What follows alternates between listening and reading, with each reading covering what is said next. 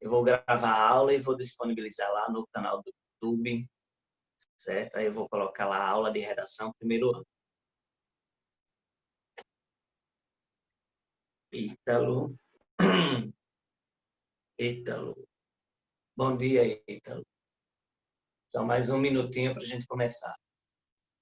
Olha, eu deixei exercícios lá no Google Sala de Aula. Aí, dá uma olhada aí. Beleza, Ítalo. Dá uma olhada lá no Google Sala de Aula para pegar e fazer fazer as perguntinhas lá e tal, responde lá as perguntas. Perguntas sobre tipos de texto, viu? Aí eu vou revisar hoje sobre tipos de texto, que a gente já tinha visto no dia 14. Dia 21 teve problema com a questão da internet. Aí agora a gente tá beleza. Só mais um minuto para a gente começar. Aí, então, quem não atualizou lá no Google Sala de Aula, vai lá, dá uma atualizada, responde lá. É rapidinho, é só uma pergunta, não tem nada assim diferente. A única coisa diferente é a proposta de redação, viu? Que no final eu vou falar sobre ela. Aí hoje vai ser sobre a ditadura da beleza. Tobias. Eita, ensinei a Tobias lá no 7º, 8º ano. Tobias já está no primeiro ano. E tu morando em Valentina, é Tobias?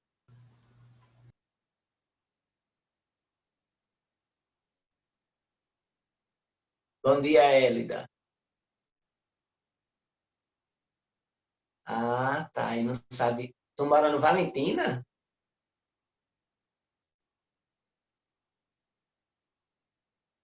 Sabia não. Pensava que tu morava por aqui, pelo Cristo. Pronto, deixa só mais. Vou dar um minutinho mais para a gente encerrar. Ah, tá. Agora eu entendi. Pois é, aí quando você estudou lá no 7º, 8º ano comigo, eu pensei que eu tenho a ideia que tu morava por ali, pelo Cristo, né? Ah, tá. Se mudou.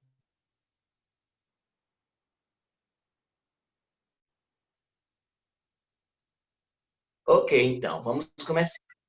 Deixa eu ver quem foi que chegou agora. Ercano. Bom dia, Ercano. Deixa eu fazer a chamada aqui, eu tenho que botar aqui. É João Ercano. Aí, Evelyn me deu. Ah, meu filho, coisa boa. A melhor coisa do mundo é morar perto da escola. É boa, entre aspas, né?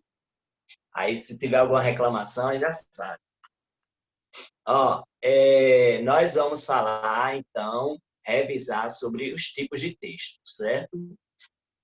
Então, os tipos de texto nós vamos revisar, certo? E vamos falar sobre mapa mental e falar. Bom dia, Amanda. Falar sobre mapa mental e falar sobre a proposta de redação. Então, cada vez a aula vai ter 5 minutos para você entrar, 15 minutos a 20 de conteúdo, né, um conteúdo extra, que é o conteúdo que vai cair na AV1, e a proposta de redação. A proposta de redação eu só vou pedir na AV2. Então, desses temas que eu estou dando, por exemplo, o primeiro foi sobre o racismo, aí agora vou falar sobre a ditadura da beleza. Então, eu vou tirar um desses temas e vou colocar na AV2, certo? A AV2 vai ser só uma proposta de redação.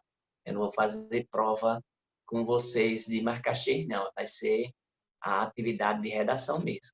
Aí é, vocês vão fazer daquele mesmo jeito, é, tirar uma foto da redação, postar no Google Sala de Aula. Essa vai ser a prova da AV2 para vocês, viu?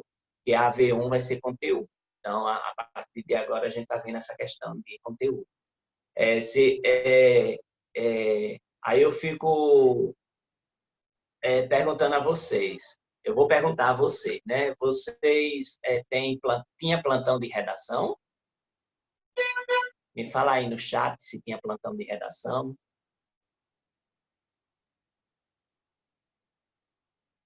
Certo, não tinha não, né, Caleb? Tá bom.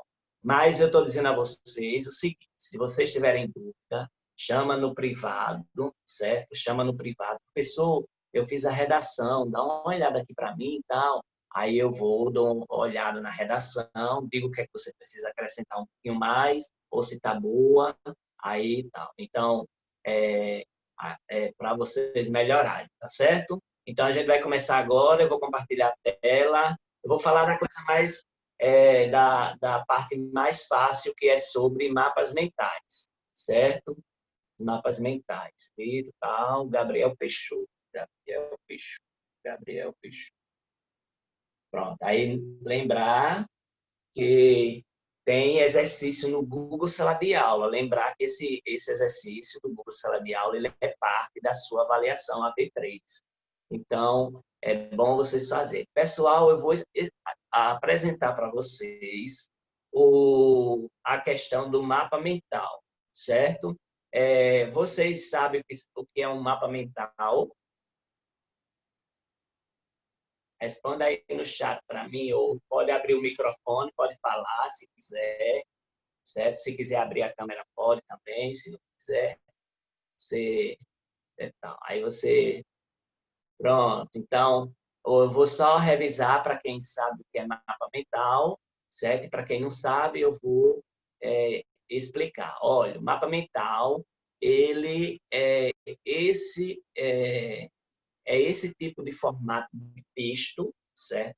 Que eu coloco o assunto principal no meio da folha e eu vou pegar as setinhas e colocar nessas setinhas é, eu vou colocar os assuntos principais, ok? Então no mapa mental tudo que tiver relacionado ao assunto eu coloco através de setinhas.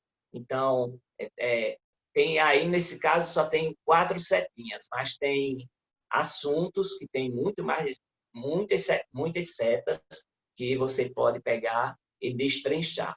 É uma forma de resumo, certo? De um resumo que usa a linguagem verbal e não verbal, certo? Ou seja, usa figuras, né?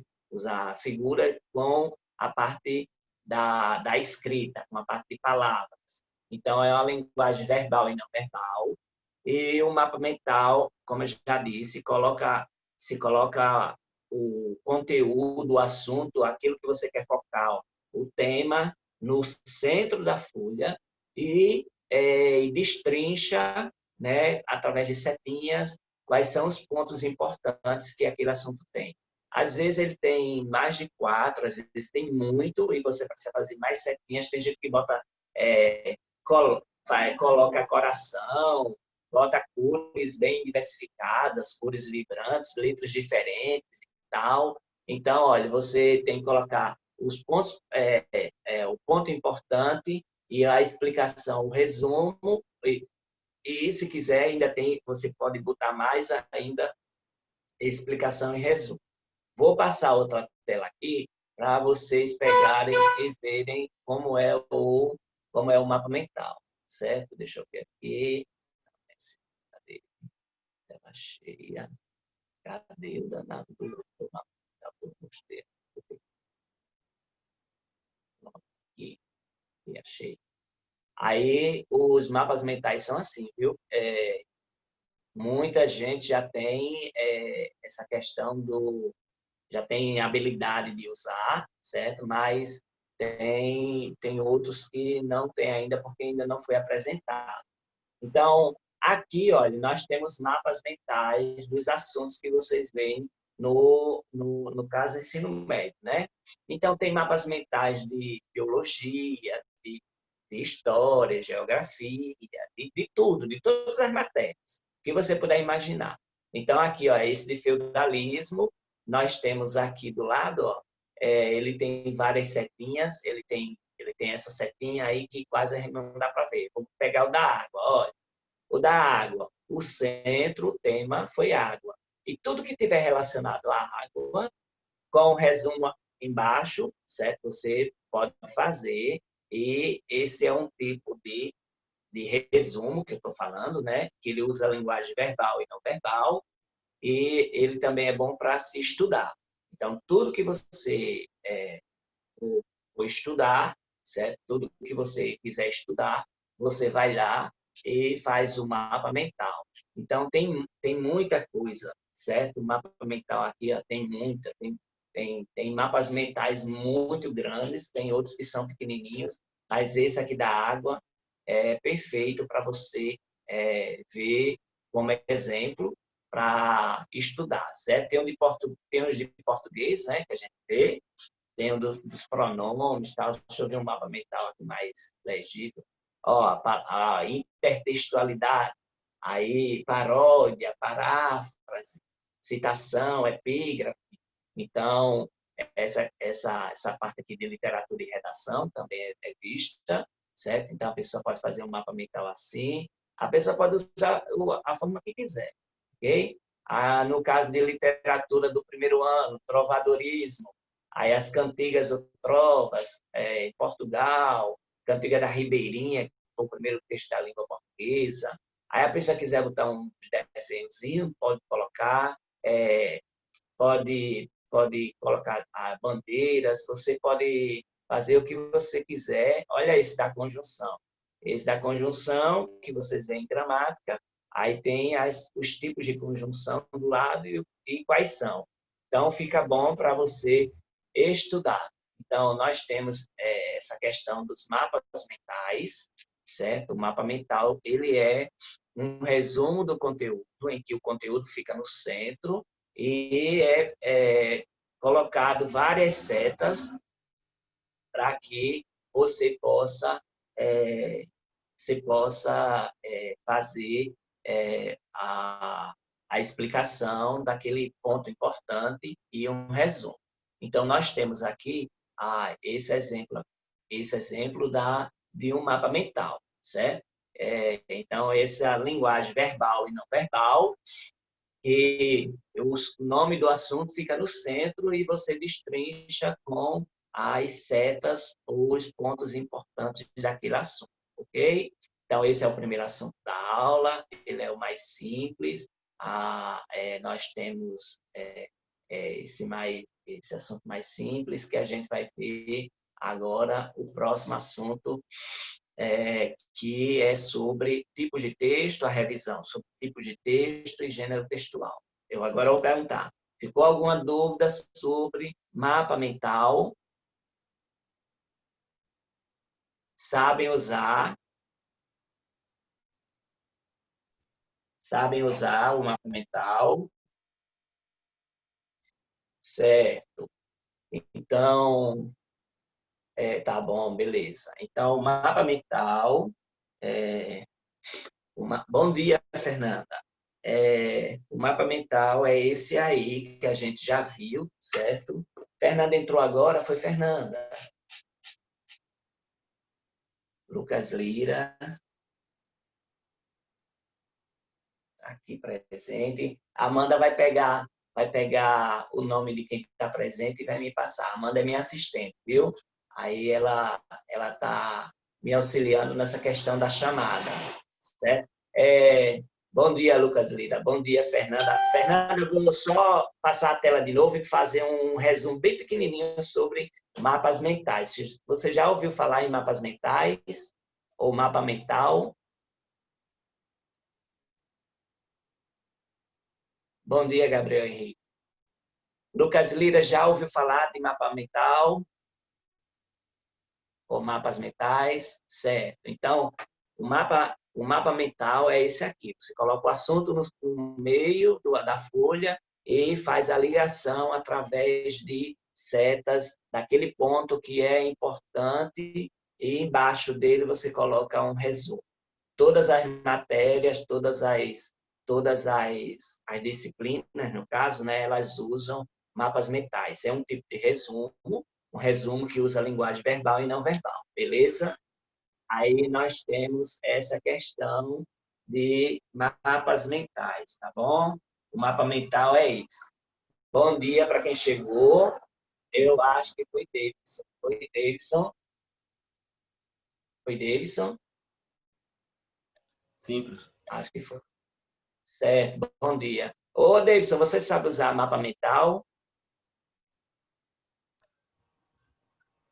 Ah, acho que já. Acho que já usei. Você sabe o que é, Sei. hein? Sei.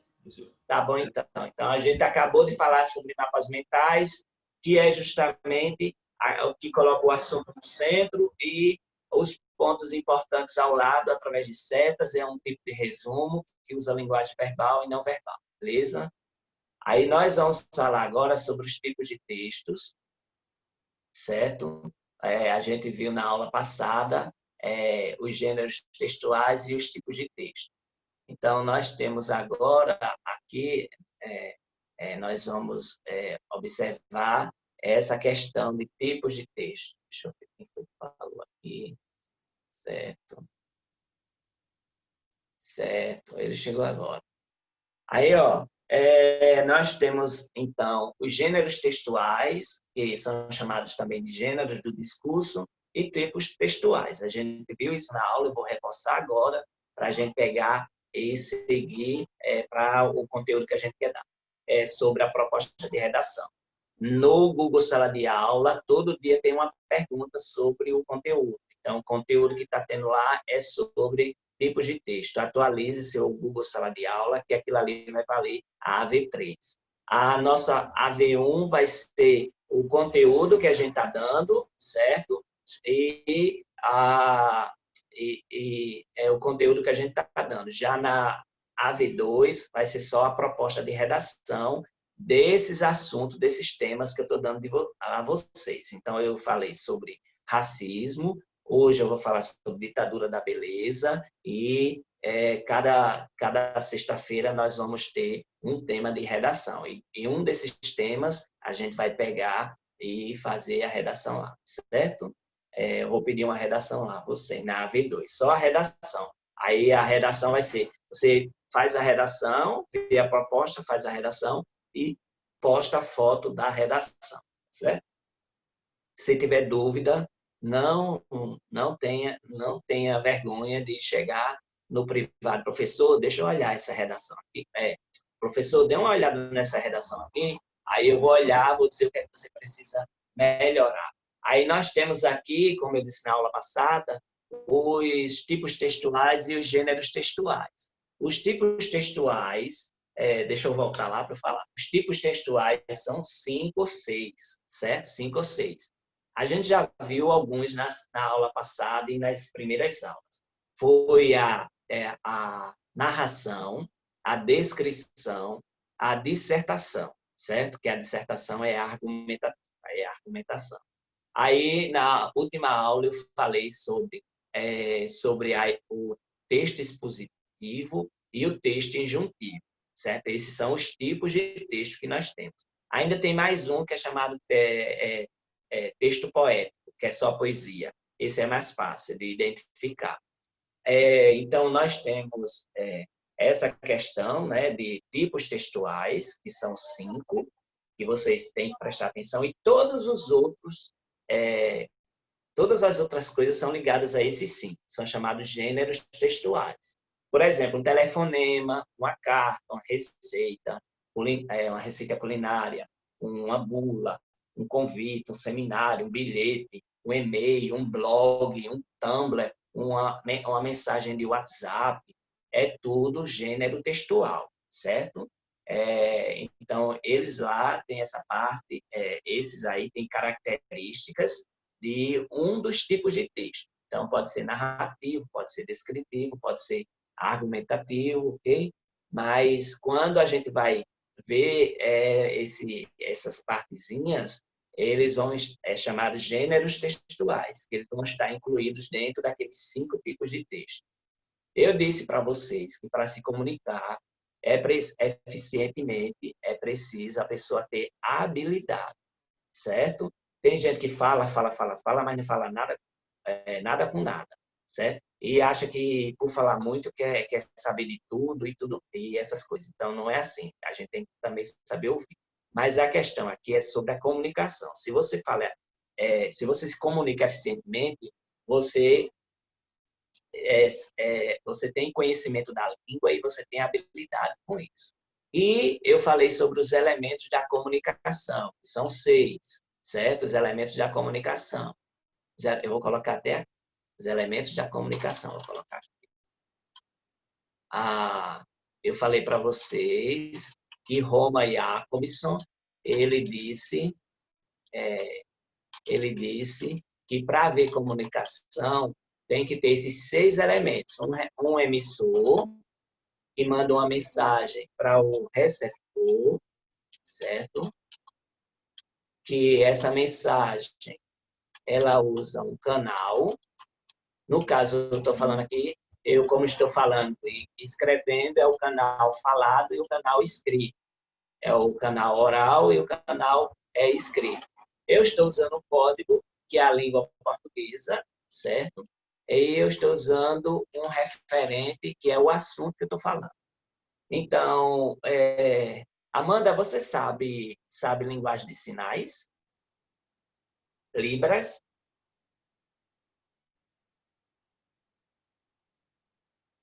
Davidson, você sabe Libras? Não, professor, só das figurinhas. Certo. Então, assim, tá bom, beleza. Então, imagine se alguém viesse falar com Davidson ou Amanda que não sabe o código, que é Libras, né? O código é a língua que se fala. O código é aquilo que a gente tenta entender. Então, o código, imagine aí o código de Libras que Davidson ele não tem conhecimento, nem eu, nem Amanda. Aí uma pessoa vem aperreada falando lá naquele negócio de Libras e tal, assim, e aí não vai haver comunicação. Por quê? Porque a gente não conhece o código, nem eu e nem vocês. Aí a pessoa fica lá, a gente vai tentar adivinhar, às vezes adivinha de forma errada, e é um problema só. A gente não tem essa comunicação. Mas se alguém vier falar em espanhol com você, Davidson, você consegue entender? O código ele é acessível a você, você consegue entender? Consigo, um pouco. Mas... Então, no caso do Davidson, que sabe espanhol, ele pega e ele sabe o código de espanhol, né? O código espanhol, então ele sabe. Então, vai haver a comunicação. Se não conhece o código, tem falha na comunicação. Amanda, tu sabe inglês? Desenrola inglês, minha assistente. Um ano de curso, professor. Quem? Amanda, um ano de curso de inglês. Então ela sabe. Oxe, ela sabe falar inglês. Do you speak English?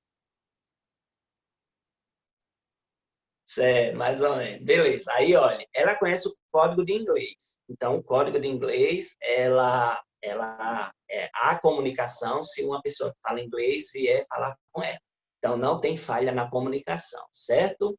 E, no caso, se vier uma pessoa, se vier uma pessoa com o livro em braille, aí o código, a gente, nem eu, nem vocês sabem, né? Eu suponho que a gente não saiba que o código ali a gente não tem como identificar aquele código, porque é mais complicado, tem que estudar, tal.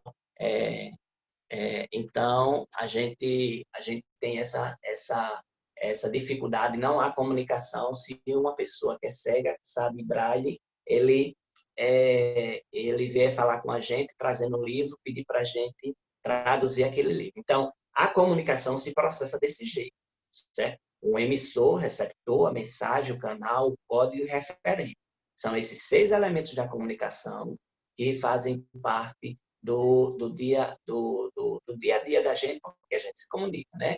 Então, esses são os processos de comunicação. Quando a gente vai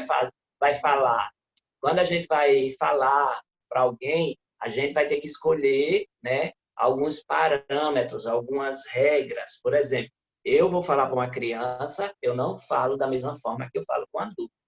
Eu não falo da forma que eu falo com um adulto, eu falo com um adolescente. Então, a gente tem que saber com quem está falando, quem é o público-alvo, certo? O que é que vai falar, qual é a finalidade né? E qual é o assunto do texto. Então, a gente tem que ter em mente sempre isso para a gente não se perder. Aí eu disse que existem os tipos textuais, que são a narração, a argumentação, a exposição, a descrição e a injunção, certo? Então, a gente já conhece a narração, a argumentação e a descrição. Aí eu vou explicar mais os outros dois para a gente entender melhor. As sequências textuais.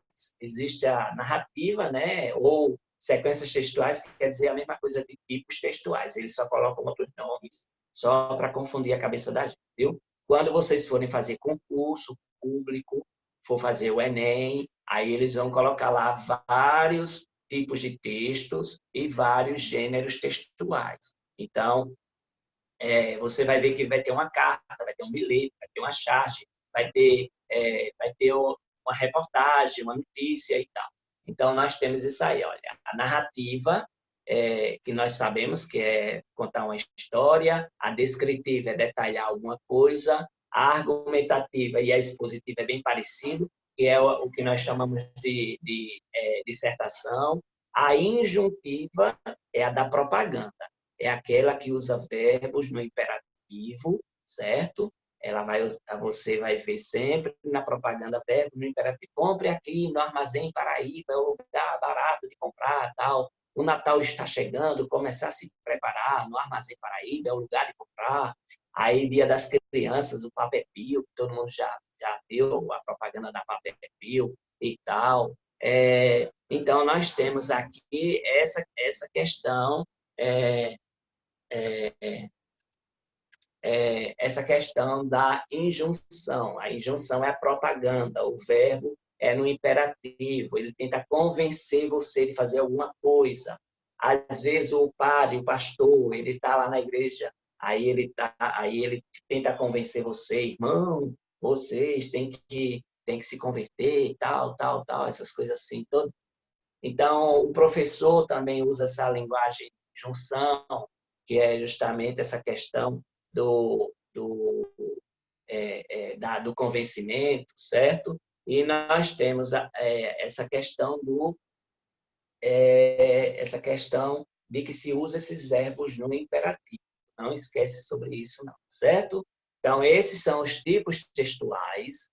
Aí nós vamos agora ver um documentáriozinho sobre a proposta de redação, certo? Nós vamos ver aqui a proposta de redação e falando sobre algumas questões. Eu vou trazer para vocês algumas observações. Deixa eu ver aqui outra coisa. Peraí, deixa eu virar aqui. Eu vou passar a proposta de redação para vocês e vou falar sobre o documentáriozinho que tem aqui. Olha, nós temos aqui, eu estou falando para vocês, aí nós temos a questão da ditadura da beleza, certo? A ditadura da beleza. Deixa eu ver se vai.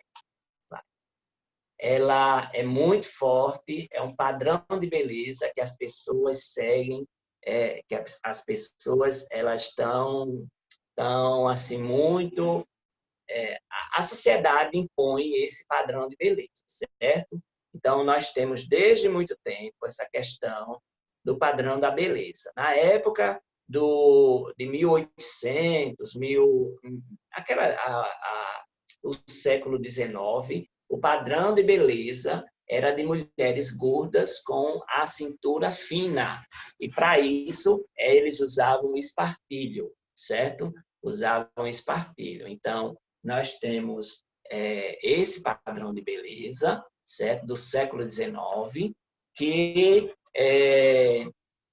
vai ser usado, vai ser tirado, aliás, depois, vai ser tirado depois, quando chega o século XX.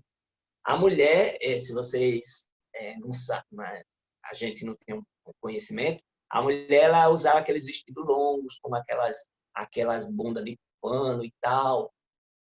Ela usava o espartilho, que tinha que afinar a a cintura. E a mulher era gordinha. Davidson, você sabe por que a mulher era considerada bonita gordinha no século XIX?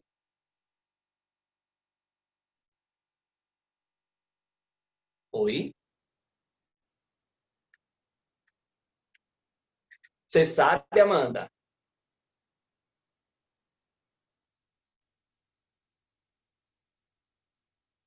Diz aí, escreve aí, Tobias. É, aí, aí eu vou falar logo, senão não vai dar tempo. Essa aula é muito curta para eu ficar com vocês, é muito curtinha. Aí, olha, é, muito bem, Tobias, é isso mesmo. Olha, a mulher que era gordinha era considerada uma mulher rica, que ela tinha condições de comprar comida para comer bastante, certo? Então, ela além de ser bonita, da forma com a cintura fina, é, é, ela tinha a questão essa questão social, ok? Mas no século XX vai mudar esse padrão. O padrão, as mulheres começam a deixar aquelas blusas de pano, tal, aí vem, tem a mini saia, depois vem a questão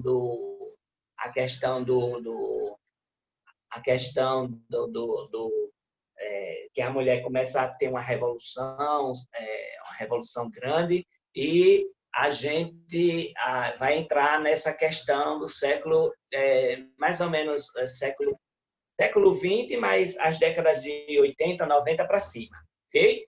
Aí o padrão da mulher ficou o padrão de mulher magra. A mulher, ela só é considerada bonita se for aquele padrão magro, barriga sequinha, não sei o quê, bababá, aquele negócio tudinho que a gente conhece e vê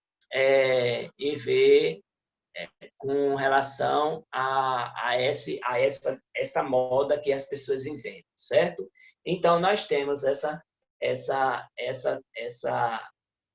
esse padrão na sociedade.